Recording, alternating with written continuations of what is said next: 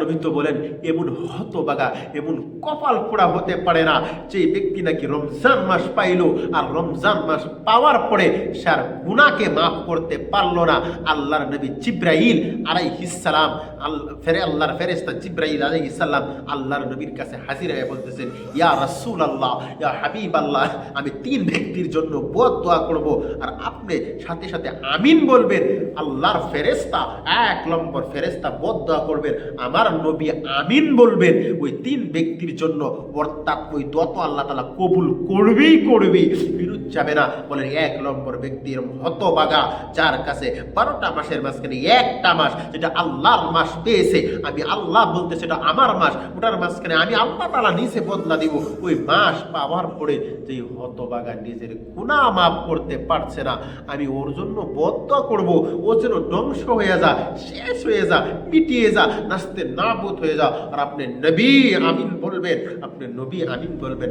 এক নম্বর ব্যক্তি এটা। দ্বিতীয় নম্বর ব্যক্তি যে নাকি নিজের মা বাপকে বৃদ্ধ অবস্থার মাঝখানে পাইলো, বুড়া অবস্থার মাঝখানে পাইলো, পাওয়ার পরে সে বাবা মার খেদমত করতে পারলো না, হতবাগা কপাল পোড়া। কেমন? বাবা মাকে পাওয়ার পরে বাবা মার খেদমত করতে তার ভাগ্য হইল না, বাবা মার নাফরমানি করে করে সে মারা গেল। তোমার বাবা বা আল্লাহর নবী, আল্লাহর ফেরেশতা বলেন, আল্লাহর নবী আমি ওই ব্যক্তির জন্য বদদোয়া করব, আপনি আমিন বলবেন, ওই ব্যক্তিও যেন শেষ হয়ে যা, বরবাদ হয়ে যা, নাস্তে নাবুদ পেয়ে যা।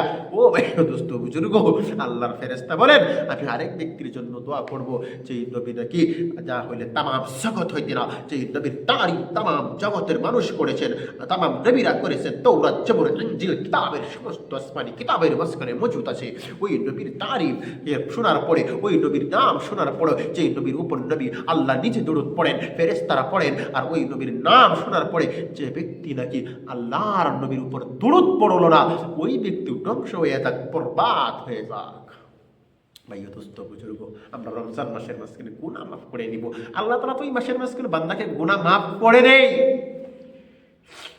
নাফরমান সারা বছর 11টা মাস নাফরমানি করলাম, বেনামাজি কুকুর সৌরের ন্যায় তুমি হয়ে গেছো, আর অবশেষে একটা মাস অফর দিলাম, ওই মাস্টার মাস কেন তুমি কেমন হতভাগা কপাল পোড়া হইলা, সারাটা জিন্দেগি তোমার পিছনে পিছনে তোমার ধন সম্পদের পিছনে খেটাইলা, তোর একটা মাস তোমাকে দিলাম, ওই মাসটা তুমি আমি আল্লাহ রাস্তার মাঝখানে লাগাইতে পারলা না, তুমি গুনাহ মাফ করতে পারলা না, তোমার মতো হতভাগা হতে পারে না।